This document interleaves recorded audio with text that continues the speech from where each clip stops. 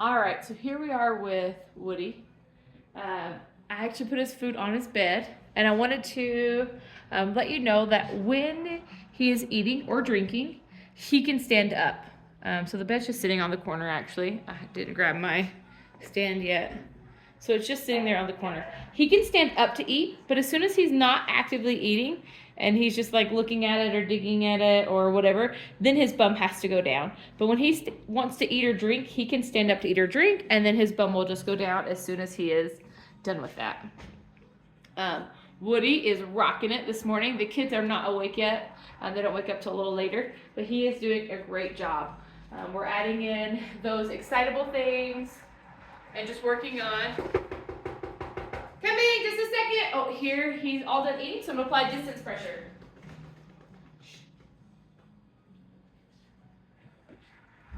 And that's just where I walk up to his face and I applied my body pressure. So let's say you're Woody. I'm gonna apply body pressure with my like angry eyes and tense emotion. And then as soon as his bum goes down, I soften my whole character and lighter and I open it up. So this is your standing up, this is your sitting down, right? And so, or laying down, as long as his bum is down either way.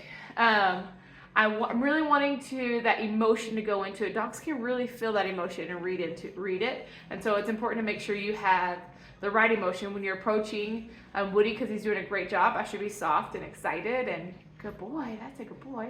And whenever he's in trouble, I should approach with that disapproval, with that correction. Here his bum is in the air, so I'm going to correct him for, he can rub his face, but his bum can't be upright. He's got to be chilling. Shh. He does it every time. It's really funny. He does it after he eats or when he's just came in from playing. It's really cute, actually.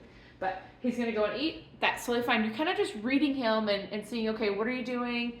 Are you trying to be a little bit defiant? Are you trying to push a little bit? Are you just eating? And he's just eating. That's totally fine. He was playing on the bed. He wasn't doing anything bad, but that's just not, it's not the time to play, right? You tell your children that all the time, or at least I do.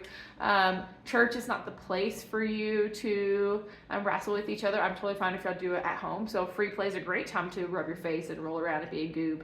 But when you're on the bed, it's not a good time. When you're in reflection, that's a great place to do that. When you're on the training walk, that's not a good place to do that. So then there's a place and a purpose to each thing, right? And then we're enjoying our training walk and we're enjoying our playtime, and we're not doing all these behaviors all the time. Like, we get to do this during this time and it's awesome. We get to do this during this time and it's awesome. So helping Woody understand what behaviors are good when is important. And we do that through our body language, helping him understand, like, oh, we're going to chill here. Awesome. Stand up and eat. That's great. Oh, the kids are here. I know you're excited to lay on that bed and wag your tail crazy. Like, that's great. But we can't get up off of our bed because it's not the time or place to do that. When we're in free play, we can throw the ball and play tug of war and jump around. You can't jump on me, but you can jump around me. And so just helping Woody understand when is good and when is not. So now we're just going to enjoy some breakfast as I cook breakfast and we hang out. Shh, shh.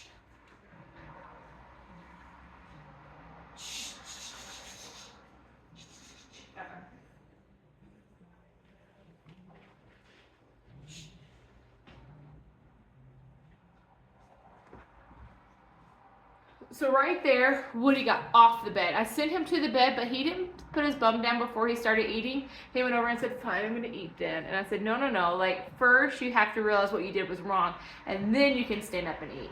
That's really common with my smart dogs. They kind of look for little loopholes, right? Like, well, I can stand up to eat, so it's okay, right?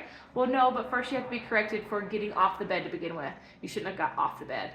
So you saw, like, when he got off the bed, I just kind of herded him back to the bed. I applied distance pressure, and that's when he spun around.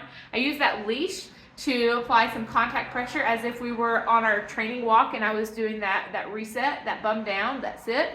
I just lifted up and then I tried to give a little bit of distance pressure also. Here he's standing up, looking around. Let's see what he does with it. Spun back around to eat. Awesome, that's great. You can spin circles while you're eating and readjust and let the food settle in. That sounds great.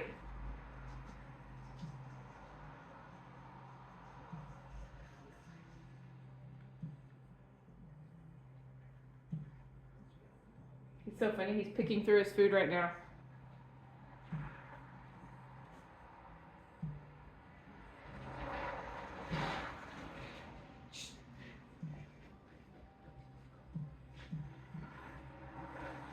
So there, I gave him a minute to see what he was gonna do, and he was looking off the edge like, I think I'm gonna get off of here. That's not why I corrected him. Why I corrected him though was because he did not go ahead and put his bum down. And so I gave him a chance to see if he was just gonna do circles again and lay down, or a circle and go back to eating. But he was just kind of looking at his options, and so I just went ahead and corrected him because that bum was up. I want him to be in that calm state.